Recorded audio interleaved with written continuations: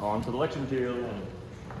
We need to pick up, first of all, we need to pick up where we left off on Wednesday, because I didn't quite get finished with the historical background lecture on Wednesday. And in fact, I didn't get to the part where all of the pay dirt hits, where all of the stuff becomes relevant for the New Testament, unfortunately. We left off in the kind of the middle of the Maccabean revolt, right? The Maccabean, the rebellion under Mattathias and Judah Maccabees. And I talked about in this class, I think I kind of missed it in the second class, but in this section I talked about how the events of the Maccabean revolt, and specifically the process of rededicating the temple, and the miracle that God did in allowing 1 day of oil to last 8 days in order to allow them to dedicate the temple properly after it was desecrated by Antiochus Epiphanes, that whole event led to the celebration of Hanukkah, the festival of dedication, or the festival of lights. And you will see Jesus at one point go to the temple for the festival of dedication. And so they were celebrating it by the first century. And Jewish people still celebrate it today. Actually, my family, not at all Jewish, if you can't tell either by name or by features. No Jewish background, but we celebrated it because this past year for the first time, because it was something that Jesus celebrated. We did it to do it with our kids. So the Maccabees, or the Maccabees, are able to drive Rome out. That they're actually successful in driving Greece. Sorry, we aren't to Rome yet. They're actually successful in driving Greece out of Jerusalem and the surrounding area, and securing Judah and actually quite a bit of area around, and creating this independent state that persists for about 80 years before they're eventually taken over by Rome. And this independent state becomes known as the Hasmonean dynasty, after the family that functions as kings and king and priest, actually, for the first time in Jewish history, but king and priest during this period of independence. And it's during this period of relative independence that several different groups or factions within Judaism start to emerge that are still there during the New Testament era, and that you're going to run into when we get to the New Testament, when we get into the Gospels. But the Hasmoneans are eventually defeated by Rome. The Romans come in after a lot, honestly, the factions during the Hasmonean dynasty, as they started to form these factions, the infighting among those factions, and then some other corruption amongst the leaders of the Hasmonean dynasty, eventually kind of weakened them to the point that it wasn't a really hard fight for Rome to come in and take control of the area. And one particular king, or Roman ruler, one particular Roman king comes in and tries to create legitimacy for himself by marrying one of the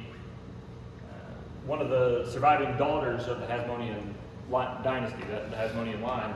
And so he marries this princess, or this descendant of the Hasmoneans, and that's his legitimacy to be installed by Rome as the king, or the kind of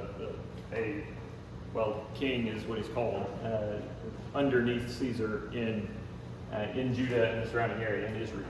And so Herod marries this princess from the Hasmonean dynasty and becomes king, and he later ends up being called Herod the Great.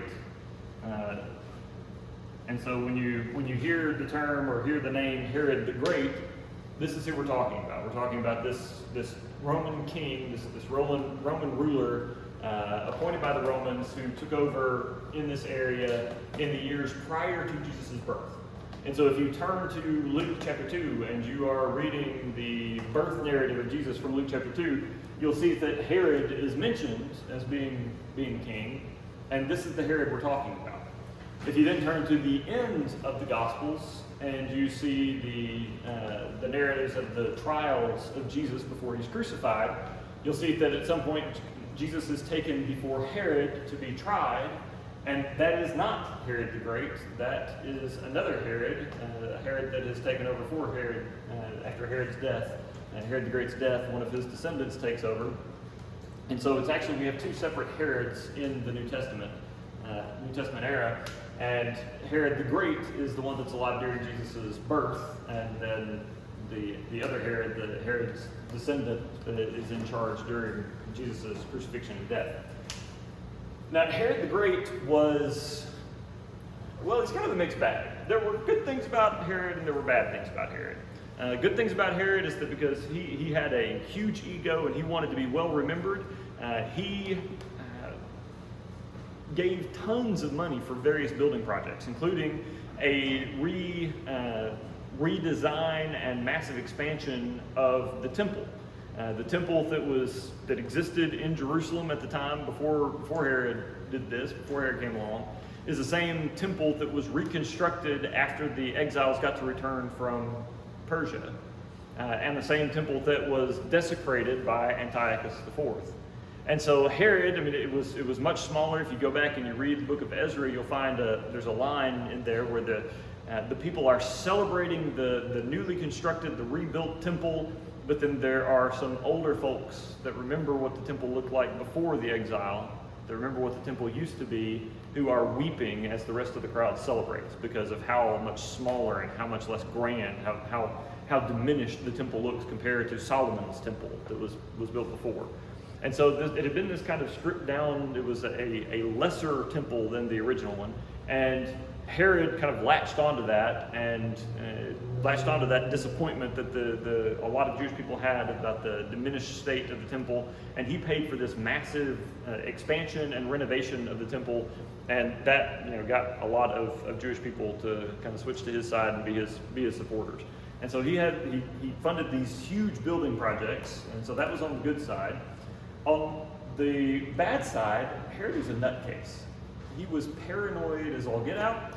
He ordered the deaths of a wide variety of people because he thought that they might be conspiring against him or trying to have him removed from the throne.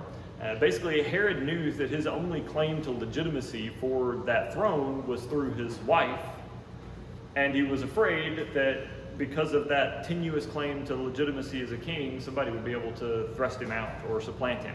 And so he did all kinds of crazy things and had all kinds of people killed in order to protect his throne, including ultimately his own wife and children, his own wife and sons, because he became convinced that his wife was plotting against him and going to have him killed and put one of her children on the throne. And there's kind of an apocryphal story that he might have then had her body preserved in honey and then occasionally had her brought out and laid next to him in bed because he regretted the whole thing so that he could spend the night with her again. It was really odd. He was nuts.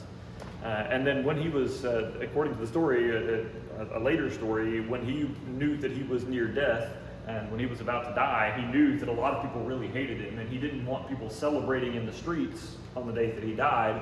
And so he had a group of the Jewish leaders rounded up and held under guard inside of a public building, and gave the order for the soldiers at the moment, as when he died, gave the orders that the soldiers were after he died to kill all of those leaders to make sure that all of the people would be in mourning. If they wouldn't mourn for him, he'd give them something else to mourn about. Now, it turns out that the Roman soldiers, once they knew that he was dead and had no further power over them, had better sense, and they didn't kill the leaders and let them go. But that was supposedly the apocryphal story. That's the orders that he gave, and so he was kind of nuts. And so it's not really shocking when you get to the stories. Get to the story in Matthew where Herod orders for all of the Jewish boys 2 years old and younger in the Bethlehem area to be killed in order to make sure that he wipes out this child king he's heard about. And so he was nuts. So he had kind of a mixed bag. The Roman rule also brought with it a couple of things that were very important for the gospel stories to be told, and then for the early history, the early story of Christianity to happen the way that it did. There was this set of doctrines or this set of practices that led to what was called the Pax Romana.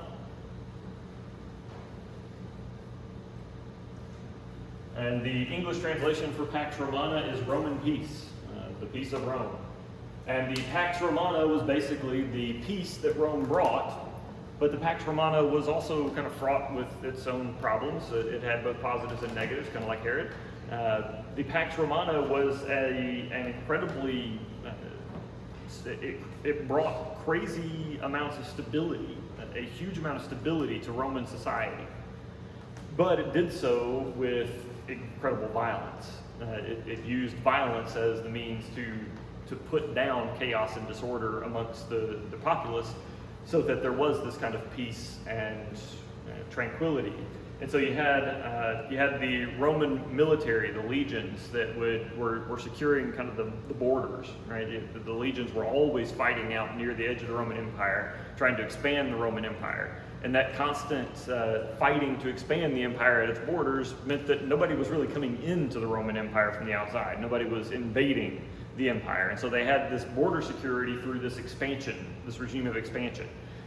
And also the law, the Roman law, was actually fairly developed and fairly complex, and much more egalitarian, much more fair than most other ancient legal systems. It wouldn't be up to what we would consider equitable and fair at this point, but for its day, it was well ahead of the curve as far as being equal and egalitarian and fair and just an advanced legal system, legal code. And so that gave some kind of security within. The enforcement of those laws gave some security within the borders of Rome. And so the outside, protection from the outside, protection from foreign invaders was there because of the Roman expansion. And then the law and enforcement of the law inside gave some fairly good security and fairly good peace inside. Also, Rome built tons and tons of roads. In fact, many of the roads can still be found today, still exist. They were built so well at the time that they actually, the remains are still there and are still obvious 2,000 years later. And so they built these roads, and this interconnected system of roads made it much easier to transport information, to take news from place to place, or to take, in the case of the New Testament, to take copies of letters from one place to another, to take correspondence from one church to another, and to allow people to travel swiftly from one place to another to share the gospel. Now, the Roman roads were officially for Roman official use only, that they were officially for the official use of the Roman Empire. And so official Roman messengers, movements of Roman troops, Roman officials moving from posting to posting, that was the official use. And so anyone using the roads for any other purpose had to get out of the way if somebody was using it for the official purpose. And so if an official Roman messenger came through, anybody else using the road had to step out of the way and let the runner through. Or if the Roman legion was moving, if there was a large number of troops moving, people would have to clear off the road to allow the troops to pass by and use the road. But anybody could use the road as long as they didn't get in the way of any of the official uses of it. And so it allowed a ton of communication and movement from place to place that just wasn't really available elsewhere in the ancient world. There wasn't really any other example before this of this complex, full system of roads connecting major cities and such. And so the Roman roads made a huge difference, especially when it comes to after the death of Jesus and resurrection of Jesus and the life of the early church, the church expanding so quickly, was largely because of the roads that were available for the first time in history. And then finally, the Romans took and absorbed a lot of Greek culture, the culture of the Greeks. Rome seemed to be kind of obsessed with Greek culture, in fact. And for a very long time in the Roman Empire, they just maintained Greek as the language of the empire, and they required everyone to learn and speak Greek in the public square. And so there was a common language. Everyone spoke, or at least had some familiarity with, Greek as a language, and so they were able to communicate, and there was this one kind of common language that worked, and everyone could speak it and understand each other, which was huge at that point, given especially the amount of territory or area that Rome covered. So that was all the good stuff about the Pax Romana. The bad stuff was that it was enforced with incredible brutality. As I said, the peace at the borders came because of the constant attempts at expansion by the Roman legions. They were always trying to fight and to press back and to claim more territory for Rome. And so, of course, nobody was fighting through those legions to try to attack Rome, but it was their doctrine of expansion that led to that peace. And so constantly people were being attacked and new territories absorbed into the Roman Empire. And also, they also had an incredibly violent track record of dealing with dissenters inside the borders. And so there are many stories of rebels being crucified along the streets and just lining the streets with crosses to deal with dissenters. Or with with the century, for example, a cohort of Roman troops just going into a place where there was dissension or where there was a demonstration or a riot going on and just killing people until it stopped. And so they would very violently, very harshly put down any kind of dissent or any kind of trouble stirring up in order to maintain this internal peace. And so it was the Pax Romana was good and bad. It was a double-edged sword. It did a whole lot of things to stabilize their society, but the methods were brutal, and we would not consider them acceptable. So within Rome, there were also several kind of religious developments or religious subsets as far as religion goes. There was the Roman pantheon, all of the gods and goddesses that you probably recognize the names of, if nothing else from the names of our planets, Mercury, Venus, Mars, Neptune, Uranus, Jupiter, even Pluto, that's been demoted and is no longer a planet to my wife's great consternation. It's her favorite planet. These are all names of the Roman gods and goddesses. The planets, our planets, are all named after the Roman gods and goddesses. And so there was this group of gods and goddesses that were the official Roman pantheon, and they were worshipped in these huge temples and with various rites and rituals and such. And that was kind of the mainstream religion. And then there was also another kind of a sub culture or a very widespread religious practice of worshiping the emperor of Rome. It's called the emperor cult. And this was held with some kind of varying degrees of seriousness. There were some people that, basically they genuinely worship the emperor as a god, as a new member of Mount Olympus or a new member of the pantheon. And then there were others that just kind of, poured out a little drink offering every once in a while in the emperor's name and called that their duty to the emperor. And so there was very wide variety of different people holding the emperor cult or adhering to the emperor cult, but worship of the emperor was widespread and common in various degrees. And then there were various mystery cults that were kind of their own weird thing. And they had some kind of interesting traits or things that were different about them from others. And several of the mystery cults had this kind of concept of brotherhood within the cult, and as long as you were in the cult, as long as you were at the worship practices or at the gatherings of the cult, social distinctions kind of disappeared. And so you might have somebody that was a high Roman official and somebody else that was a slave, but within the confines of the cult, those distinctions disappeared, and they were just cult members.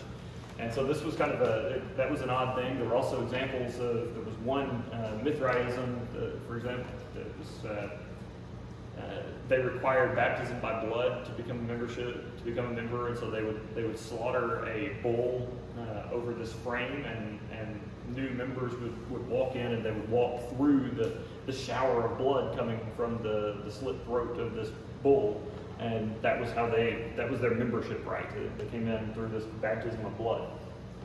And so there are all kinds of these strange mystery cults with weird beliefs, but that was fairly widespread and common as well.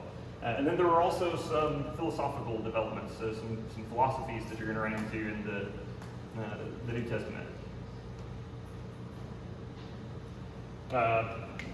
Philosophy, the traditions of philosophy had started more or less with the Greek Empire, the Greek culture, but had been picked up and carried on. And so you have examples of influence from like the Epicureans, the Stoics, the Cynics or skeptics.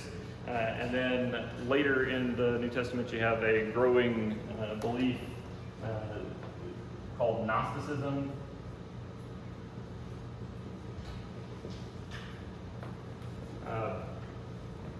Gnosticism was a I believe the first kind of phrase, Gnos, is from the Greek word gnos, which was the Greek word for knowledge. And so basically Gnosticism was a kind of a subset of cults or beliefs that taught that you had to have a kind of secret knowledge or kind of a special understanding that you could only get from their cult or their group in order to be okay or to be saved. And this Gnosticism wasn't really widespread until very late first century and into the second century. And so most of what we see in the New Testament is not true Gnosticism, but a kind of pre-Gnosticism, the beliefs that eventually developed out into Gnosticism.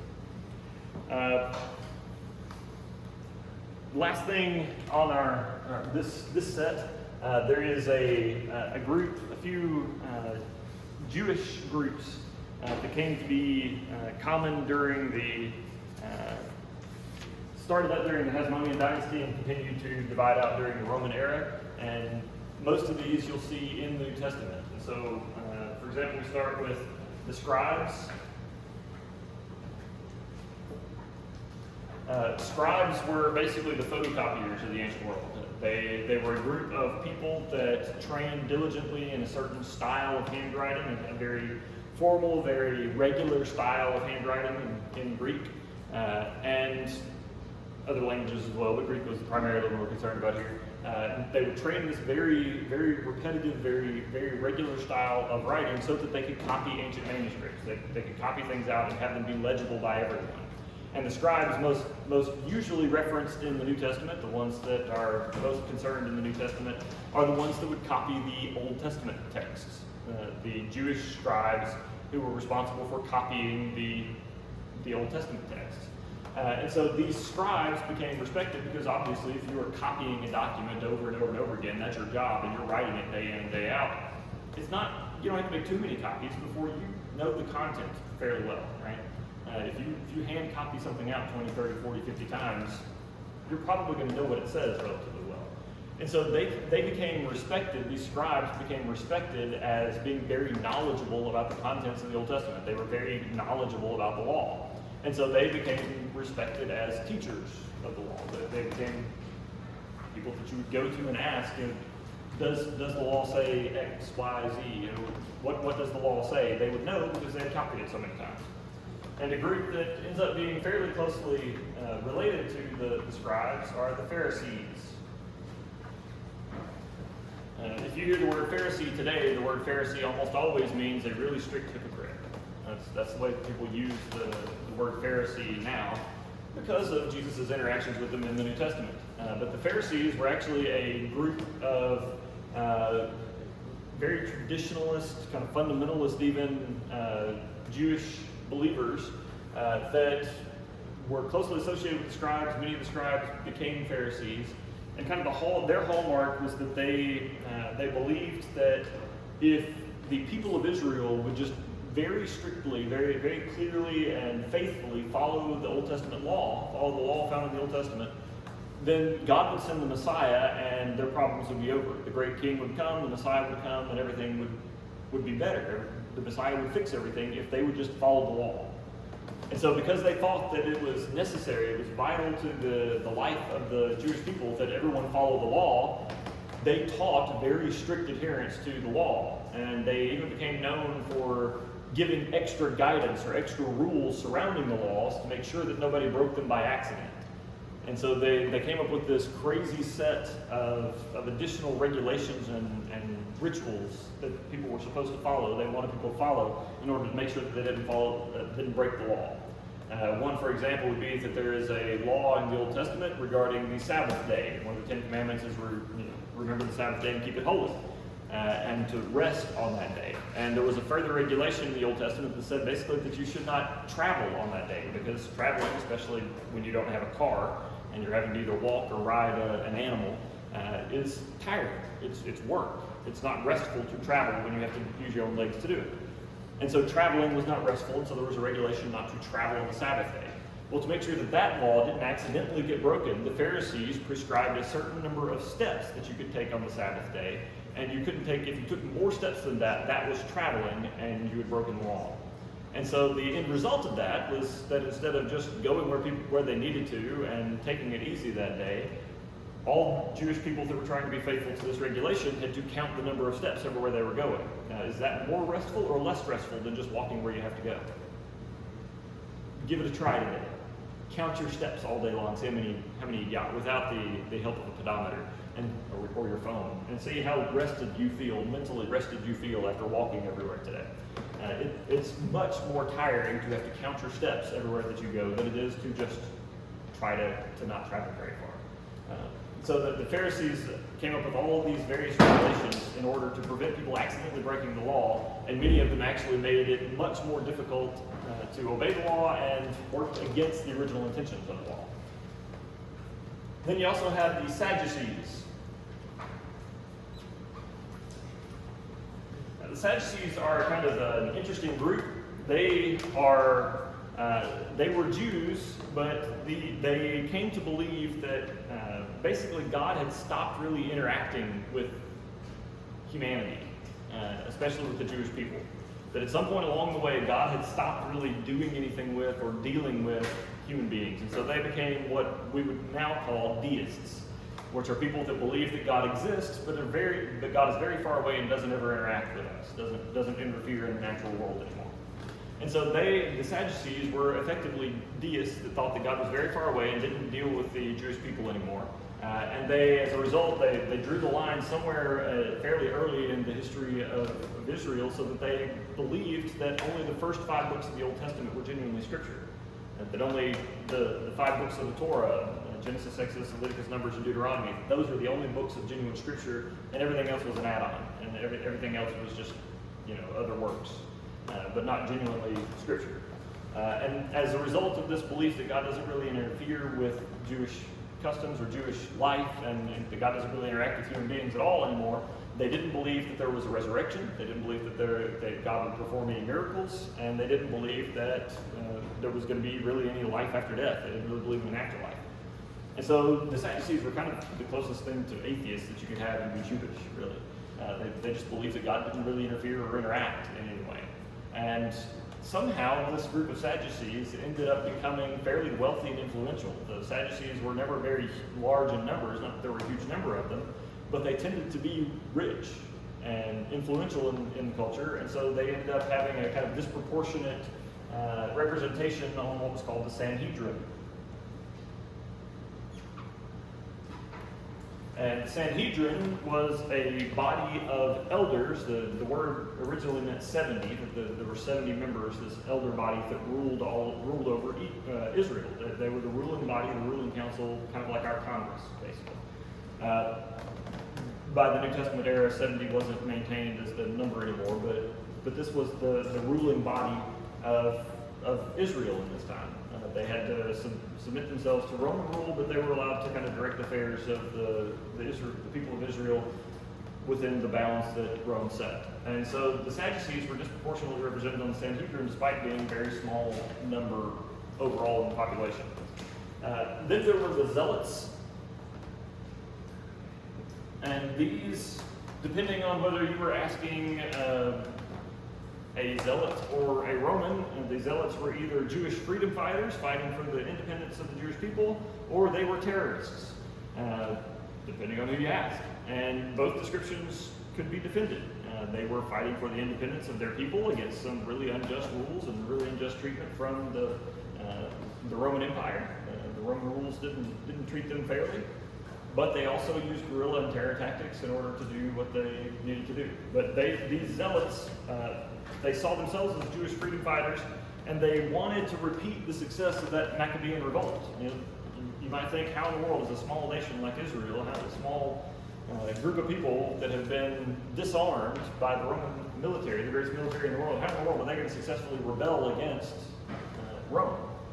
Well, Greece had thought the same thing, and the Jews, the Maccabeans, had revolted and been successful. They drove them out.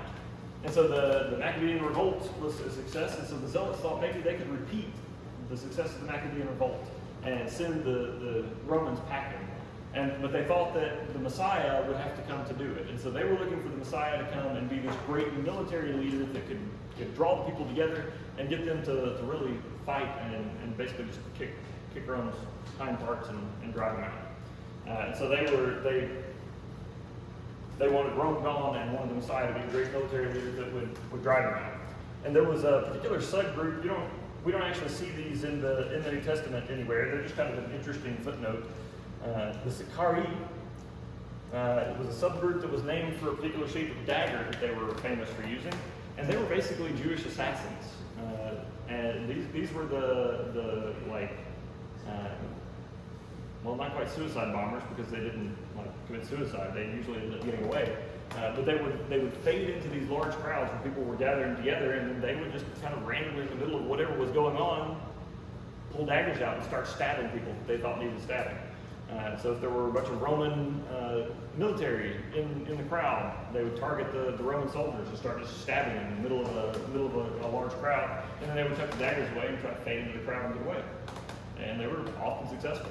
But they would also attack not just soldiers, they would attack Roman officials, and they would also attack Jewish people that they thought were too cozy with the Romans, were too closely aligned with the Romans. And so that's the Zealots and the Sicarii, which are, again, I'm not going to go test anything, not going to be in the New Testament, but interesting to know about. They're basically Jewish ninjas. And then there was a group called the Herodians. You might recognize the first part of that, the Herod. And basically these were mostly Jewish people that supported the Roman government. They were Jewish people that thought or believed that basically the best way for the Jewish society and Jewish people to survive with Roman rule was to become Roman enough that the Romans would leave them alone.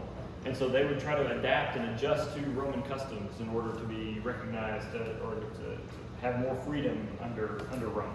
And some, there was a wide variety of different levels of compromise with Roman society. Some just wanted to do the bare minimum that it took to get Rome off of their back. And others went as far as having a surgery to reduce or to reverse the signs of circumcision. Now, circumcision is a word that either people know or they don't, and usually if you don't, there's a moment of cringe when you figure out what it is. Let's just assume that everybody doesn't know what circumcision is. All right, circumcision was an operation. It was a sign given in the Old Testament, a sign of the covenant between God and Abraham, and then through his descendants. But the actual action of circumcision is to make a round incision and cut off some of the foreskin of a man's penis or a boy's penis. In Jewish tradition, it was done on the 8th day of life. And so the 8th day that a baby was alive, they would be circumcised, and a portion of the foreskin was cut off, and that leaves a scar and a circumcised penis that looks different for the rest of your life. And so some of these Herodians would go so far as to have a special extra surgery to make it, to diminish at least the appearance of the scar from their circumcision as children when they were boys, so that they could go into the Roman bathhouses and the gymnasiums where they worked out or bathed in the nude with other Romans and not stand out as much, not look like they were not Roman. And so they would actually go so far as to have the signs of the covenant reversed on them so that they could fit in better with the Romans. And so the Herodians were this group basically of Roman sympathizers that wanted to fit in with Rome so that they wouldn't stand out so much. And then there's the last group that we're not going to see much, or we're not going to see at all in the New Testament, but which are important for a historical reason, related especially to the Old Testament, the Essenes. The Essenes were Jewish separationists. Basically, they decided that the interaction between Rome and the Jewish people, that living under Roman rule was going to force the Jewish people to adapt and to change and to become corrupted. And so they withdrew to the wilderness, or withdrew to caves and lived in caves as basically kind of monks before there were monks. And so they separated and isolated themselves away from the rest of society and lived this really simple life in these caves. The reason, even though they don't come into the New Testament, we don't see them because they were living out in the caves at the time. The reason that they're important is that there was one particular group of these Essenes that made lots and lots of copies of the texts of the Old Testament, along with other ancient books, but mainly the Old Testament. And some of these, at least, ended up in clay pots and ended up being preserved for a couple thousand years until they were found in the 20th century, kind of the mid-20th century, and we suddenly had this huge trove of Old Testament texts that were dated from around the 1st century BC, 1st century And that backed up our manuscript record for the Old Testament by about 900 years, because before that, the earliest manuscripts of any of the Old Testament texts were from around 8 and 900 AD, which was over 1,000 years after any of them had been written. And so the Essenes, at a place called Qumran, the caves of Qumran, we found what are now called the Dead Sea Scrolls.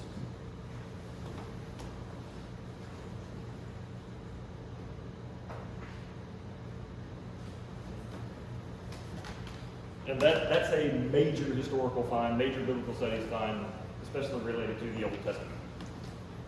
We are almost out of time, so we didn't get to any of the gospel stuff that I intended to get to today. Apparently, in the future, I'm going to have to split the history into 2 lectures. But before we pack up and go, I do want to give a couple of notes, a couple of things that that may have gotten left out of the last lecture. One of them is the Jewish people in the New Testament era, many of them didn't read Hebrew especially well, or were used to using a Greek translation of the Old Testament. And so you have the Old Testament, all of the Old Testament manuscripts were written in Hebrew. Well, almost everybody in the New Testament era is speaking Greek. And so we needed a translation of the Hebrew Old Testament text into Greek, and that translation of the Old Testament Hebrew text into Greek was called the Septuagint.